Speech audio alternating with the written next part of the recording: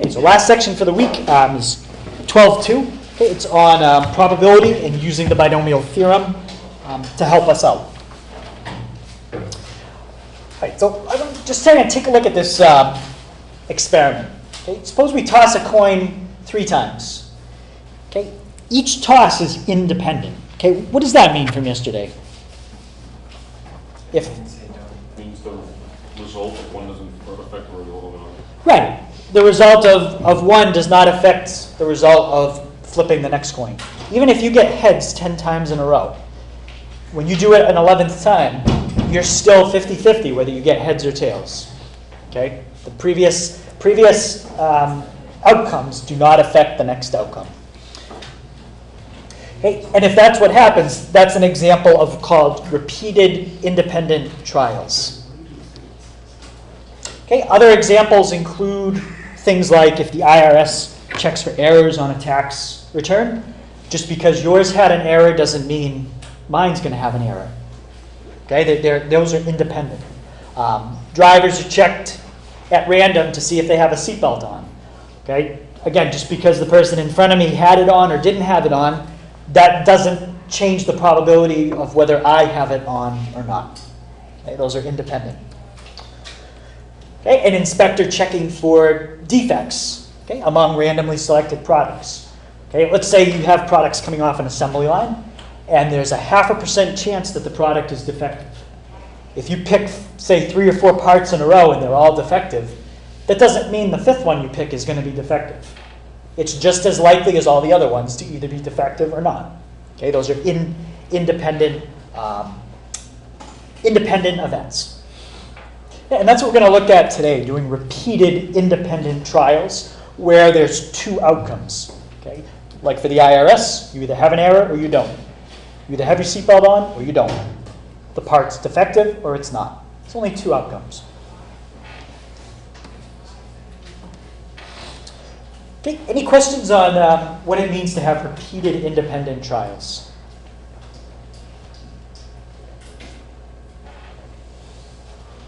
All right, so we'll see some problems similar to what we did yesterday, but we're going to get into ones that are a little bit more complex that we couldn't do efficiently without the binomial theorem.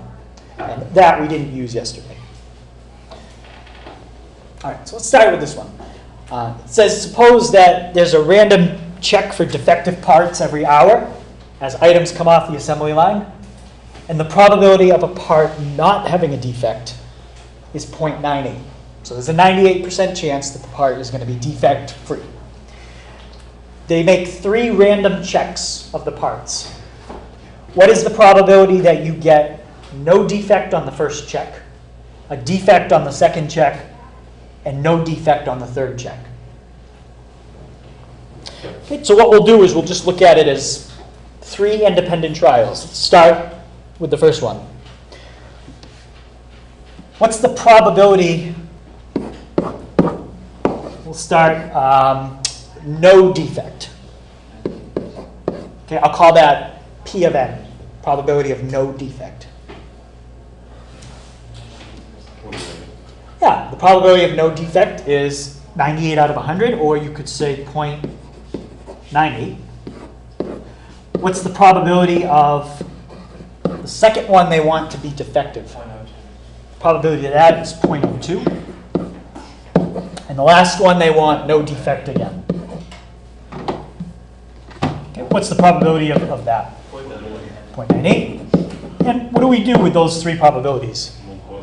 Yeah. This problem basically would use what word? And?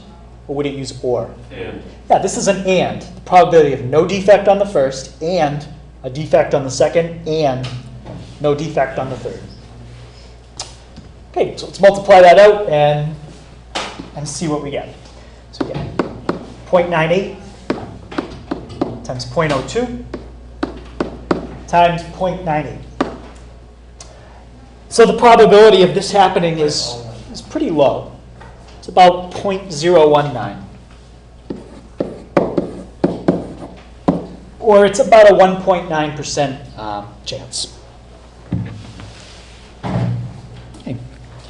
Any questions on that? Any questions on how we got, I should have asked this first, the 0.02 for a defective part? If there's a 98% chance it's not defective, then 1 minus that is the chance it is defective. Okay. All right, so that's our answer. All right, let's find the probability of the event heads, heads, tails, tails, heads. Okay, when we're tossing a coin 5 times. Now, if they write it like this, that means they want it to happen exactly in this order. Okay, they didn't say find the probability of tossing 3 heads when you toss a coin 5 times, or getting 3 heads. If they had just said getting 3 heads, that gives me a little more flexibility. Okay? But if they want the first 2 to be heads and the last one to be heads, that's a lot more limited. Less likely that's going to happen. All right, so let's think of it as 5 independent trials. Probability of heads, heads, tails, tails, and heads. Okay, so what's the probability we get heads? 0.5. Yeah, 0.5 or half. And it's going to be 0.5 for all of them. Yeah. Okay? Probability of tails is a half, tails is a half, heads is a half. So we get 1/2 to the 5th power. Okay, and that would come out to 1/32. So it's a 1 out of 32 chance, or about 0.03125.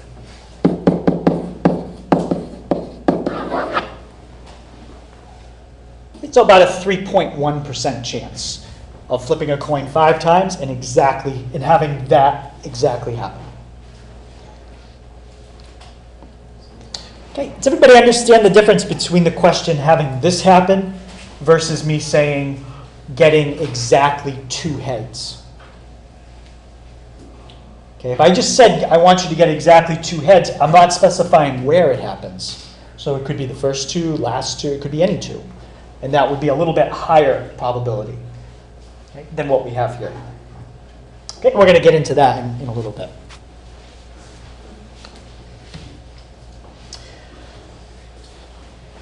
Or right now. So let's find the probability of getting exactly 1 head in 3 tosses of a fair coin. Okay, so now they didn't specify which coin had to be the one that was heads. So I want to know the probability of what's one thing that could happen in order to satisfy, what's one outcome in this event? Heads, tails, tails. What'd you say? Heads, tails, tails. Sure. Heads, tails, tails. Or, what else could happen? No, tails, heads. Tails, heads, tails, sure. Or there's one more. Tails, tails, heads. Tails, tails, heads. Okay, you want, let me fix that, the probability of this. Getting exactly 1 head. Now, when we're finding the probability with or, You're adding. we're adding. Okay, so I want to know the probability of heads, heads, tails, plus the probability of tails, heads, tails, plus the probability of tails, tails, heads.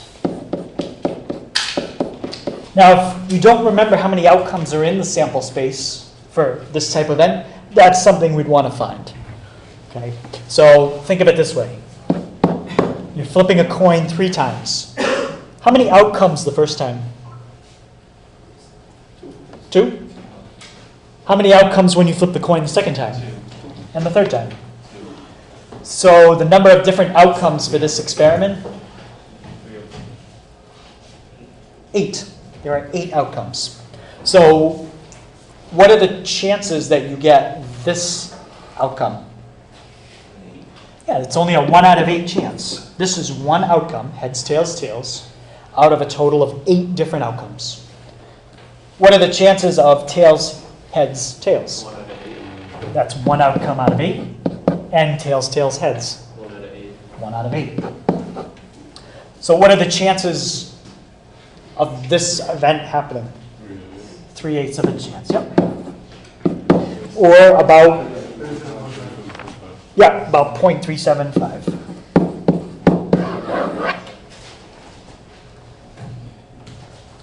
Okay. Any thoughts about the way we did this problem? Like, what if I said to you, you're going to flip a coin 15 times, and I want to know how many ways can you get exactly 6 heads? What would happen to the number of different outcomes? Be a lot. If you're going to flip a coin 15 times, and you want to put in, think of it as 15 blanks, and put in 6 H's anywhere you want. There's a lot of different ways that can happen. So the method that we used in the last example isn't going to be the best way to do it. Okay? Especially when you start to get a large number of possibilities. Okay? It gets very tedious, and it's just not that reasonable. So let's take a look at something, and then we'll see if we can kind of generalize it and kind of show you a pattern. Okay. I want to take a look at tossing a coin 4 times. Okay, and the only 2 outcomes are heads and tails. So I'm going to expand this expression, h plus t to the 4th.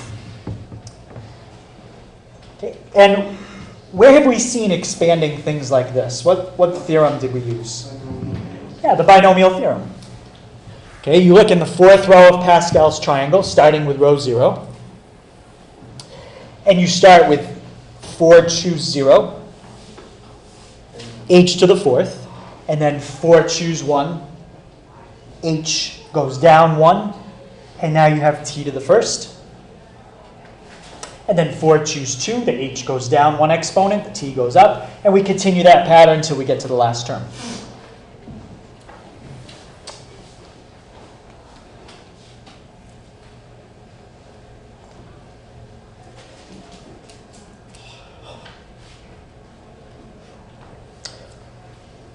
Let's focus on just one of these.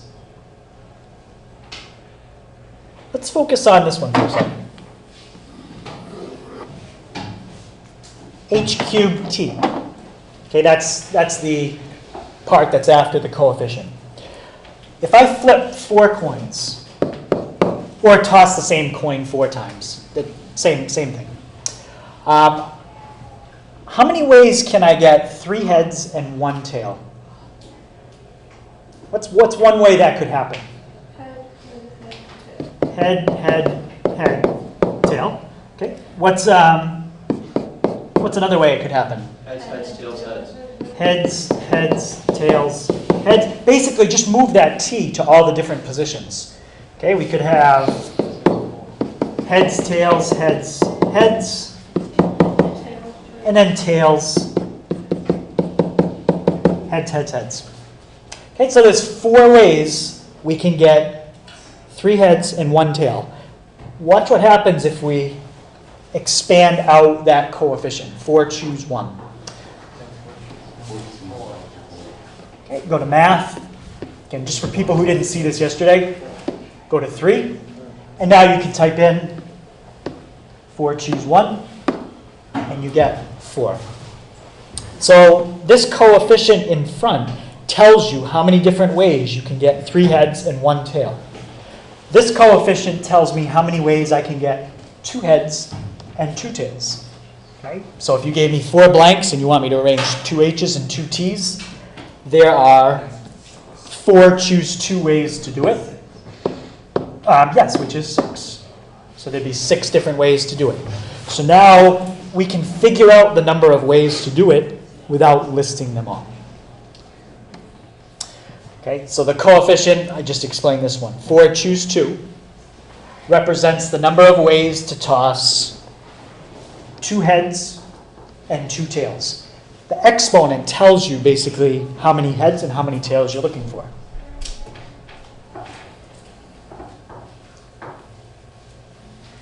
Okay, and also we now have a quick way to use the graphing calculator to evaluate binomial coefficients. Okay? We're not going to do n factorial over n minus r factorial, r factorial. You also could just use Pascal's triangle too, if you remember. Yes, you could also use Pascal's triangle. Yep.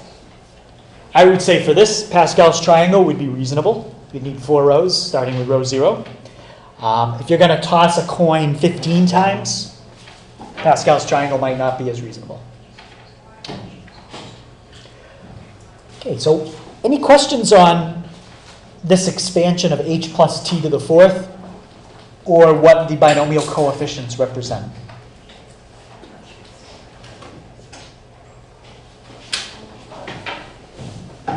Okay. So let's find the probability of tossing exactly 2 heads in 4 tosses of a fair coin. Now, it doesn't say that the 2 heads have to come up as the first 2 tosses. They could be the first toss and the last toss. Could be anything.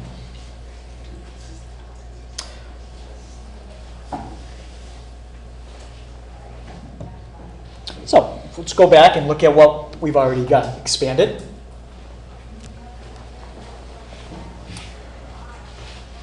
Okay, if we're dealing with getting 2 heads in 4 tosses, we're dealing with this term right here.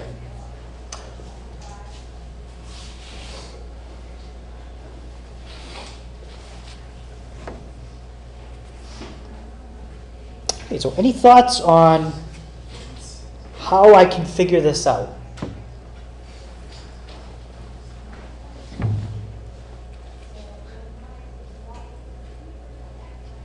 Let me give you a hint.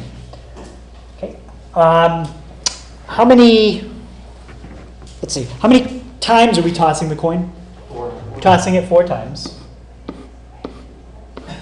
Somebody give me one outcome that would satisfy this event. Heads, tails, heads, tails. Okay, so heads, tails, heads, tails. Okay, so this is the probability of, let's just say, I don't know, A. Okay, just call it the probability of A. Actually, I'll write that down below.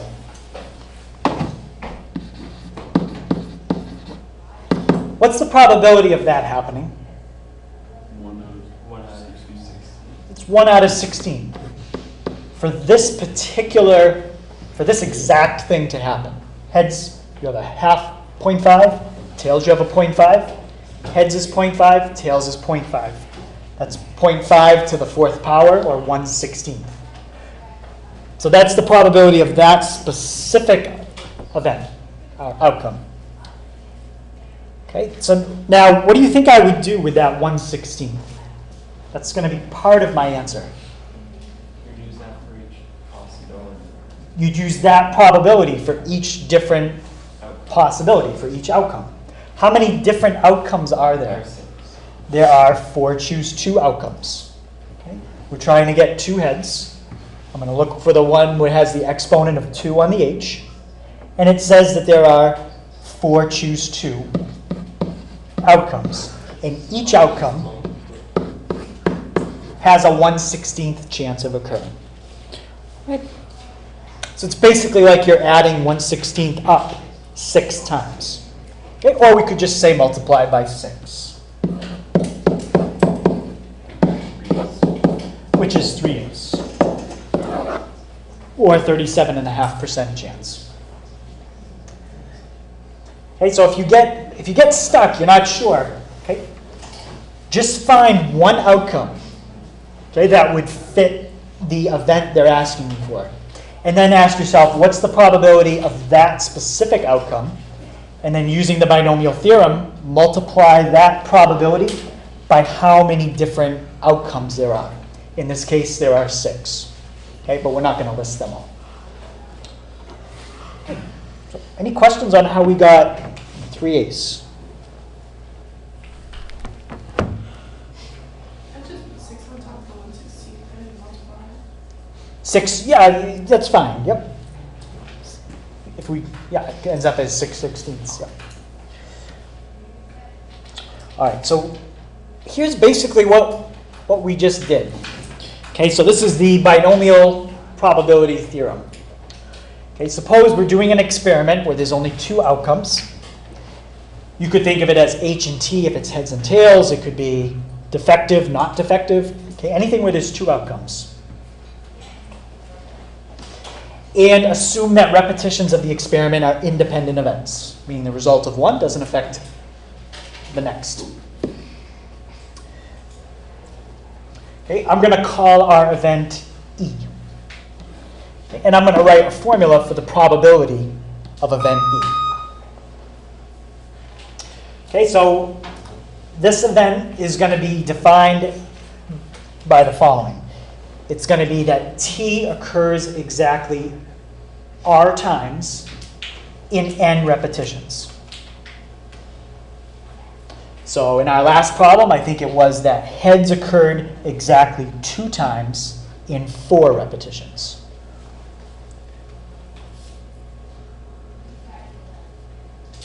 Okay, so here is our formula.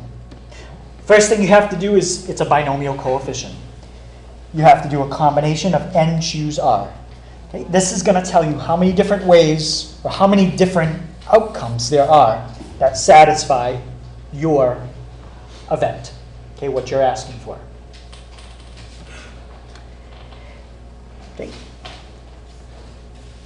Then you need the probability of h raised to the n minus r times the probability of t raised to the r.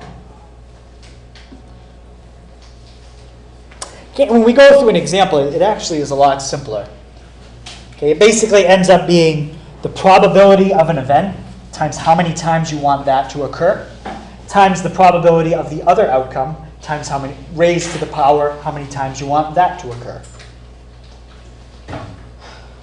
And notice if you add these exponents up, what do they have to add up to? N. It has to add up to the number of trials or number of repetitions you're doing.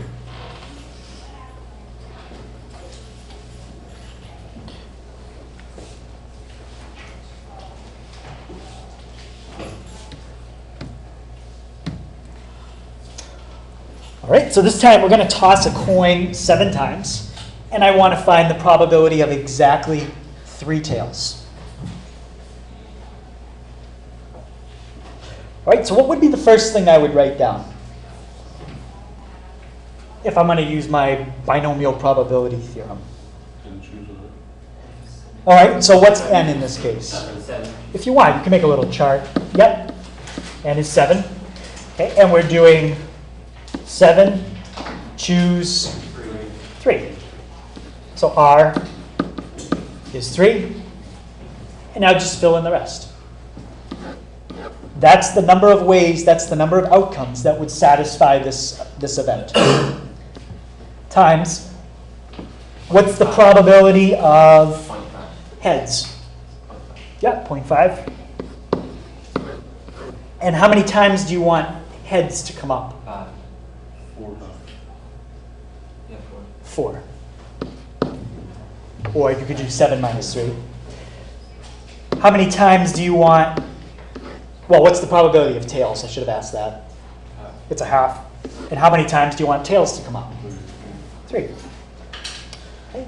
So we have 7 choose 3 times the probability of heads raised to the number of times we want heads, probability of tails raised to the number of times we want tails. And that's it. You just have to type that in.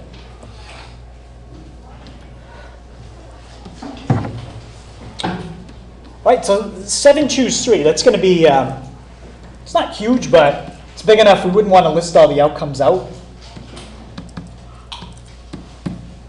Okay, so it's 35 different outcomes that satisfy this event. And now this part is basically like finding this part. This is the probability of, let me go back. This is the probability of any one specific outcome that's favorable occurring, but there's 35 outcomes that are favorable. So we're going to multiply this probability times 35. All right, so it's 35 times 1/2 to the 7th. Okay, so let's do that out, see what we got. 35 times 1/2 raised to the 7th. Okay, so we actually have a pretty decent chance of this happening. It's not super low. It's about 27.3% chance, or 0.273 as a decimal.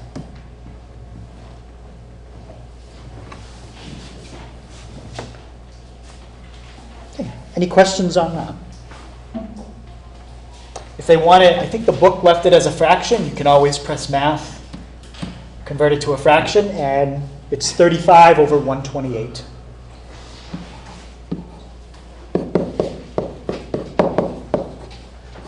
Okay, so 35 over 128 is the exact answer. 0.273 is an approximate answer.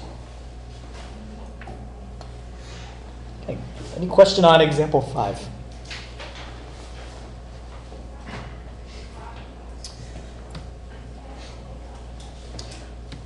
All right, so let's try 6, see if you can tell me how to set it up. It says, suppose it's known that 1 out of every 1,000 computer chips are defective. 5 computer chips are selected at random. What is the probability that out of those 5 chips, you will have only 1 defective chip? And it doesn't say that the defective chip has to be the first one you check. It could be the first one, the second, the third, the fourth, or the fifth. So how would I set up my binomial theorem equation? 5 choose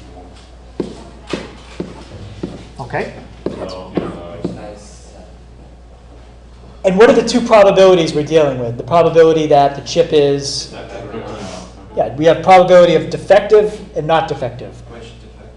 So which one do you want to start with? Defective or not defective? Defective. Okay, what's the probability a chip is defective? How would I figure that out? 999 of Yeah, just take 1 out of 1,000 and divide it. It's 0.001. If you want to leave it as 1 out of 1,000, that's fine. So that's the probability of a defect. How many defects do you want? We want to get 1 defect, okay, for this event. Now we need the probability that it's not defective. 0.999. And how many do you want not defective? 4. Okay, if you have 5 objects, how many ways can you choose one of them?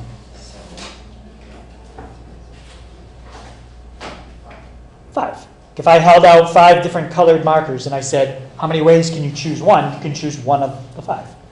So that's 5 times 0.001 to the first times 0.999 to the fourth. Okay, so let's see what we got. 0.999 to the fourth times 0.001 times 5. Okay, so we have a 0.00498. So is it likely that this is going to happen, or yeah, it's pretty unlikely. It's about a 0.5% chance. Okay. Okay, any questions on that? This, if you tried to change it to a fraction, I'm not sure if the calculator, no, it can't do it because it's beyond the number of digits the calculator can fit in the numerator or denominator. Okay, I think the calculator can only do maybe up to a 4-digit numerator and denominator. I don't think it can do fractions in the tens or hundreds of thousands for numerators and denominators. Okay. Any questions on that? All right. So last thing we're going to look at is something we kind of looked at yesterday, experimental probability. So experimental probability, a lot of times we do that when there's an element of chance involved, whether it's flipping a coin, rolling a die. And instead of actually flipping a coin 100 times, we could use what's called a Monte Carlo method to simulate flipping a coin. Okay, did I show you that on the calculator yesterday? With the random number generator? You mentioned that, but We didn't do it. So let's say, for example, I wanted to simulate flipping a coin. I could say, I'm going to have the calculator generate random numbers. So let's go to probability random. And the way the calculator does it is it'll generate random numbers between 0 and 1. Okay? So now if I say, all right, I'm going to multiply that by 10. Now it'll generate random numbers between, actually it should say, I think it'll stay just under 10. So it'll actually go from 0 to 9. Okay, and I'm going to round it off. Okay, so I'm going to go to math, number, and let's just round. Actually, you know what? Let's do it this way. We'll just take the integer part. Should have put that in first. So it's going to get rid of the decimal. Come on, there we go. All right. So how could I use generating a random number between 0 and 9 to simulate flipping a coin? Whether it's 9 or 10. Well, I'm going to get outcomes other than 9 or 10, though. I'm going to get anything from 0 to 9. Odd. or like 0 through 4, 1, 5, 9. Yeah, you could let 0, let's say you get a 0 through 4. 0, 1, 2, 3, 4 represent heads. And 5, 6, 7, 8, 9 represent tails. As long as you set it up so that it's 50-50, just like it would be if you were really flipping, you could use a random number generator on the calculator to simulate flipping a coin 100 times. Right? What they have in your book, a little bit older method of doing it, is a random table of digits. It's basically somebody generated random numbers and just wrote them down. That's all. Okay, so what I did is I took a picture of the random digit table in your book. Okay, it's figure 12.3. And they have a table of 250 random digits. Okay, just like I could do on the graphing calculator. Right? And they want us to use the first 100 digits in this table. So that's everything above that line. Because there's 5, they're grouped in 5 digits apiece. And there's 5, 10, 15, 20 digits per line. So 20, 40, 60, 80, 100. And they want us to use that to simulate tossing a fair coin 100 times. All right, so the first thing you'd have to just explain is, how are you going to use this table to do it? What's another way besides the way I said? Say let 0 through 4 represent heads and 5 through 9 represent tails. Odds and ends. Yeah, you could say, all right, if I get an odd number, that'll be a heads. Even number, that'll be tails. Okay, as long as it's a 50-50 chance. So that's step 1. Just explain how we're going to use the table. And the book, let's see, how do they do it? Okay, they did it basically as odds and evens. Okay, let evens represent heads. So let even digits be heads, and we'll let odd digits be tails. Now, rather than go through and actually count out and keep track of everything, I've already looked at what the book did. They already went through it. And if you do that, you'll get 57 heads and 43 tails. So you'll get 57 numbers that are even, 43 digits that are odd. And the question is, find the experimental probability of heads. Okay, so what would the experimental probability of heads be? 57%. 57 out of how many? Out of 100. Now, technically, if we do more and more experimental trials, what should the experimental probability approach? 50. Yeah, should approach the theoretical probability. Okay, 50-50. Okay, so any questions on the idea of using a table to simulate flipping a coin, anything like that?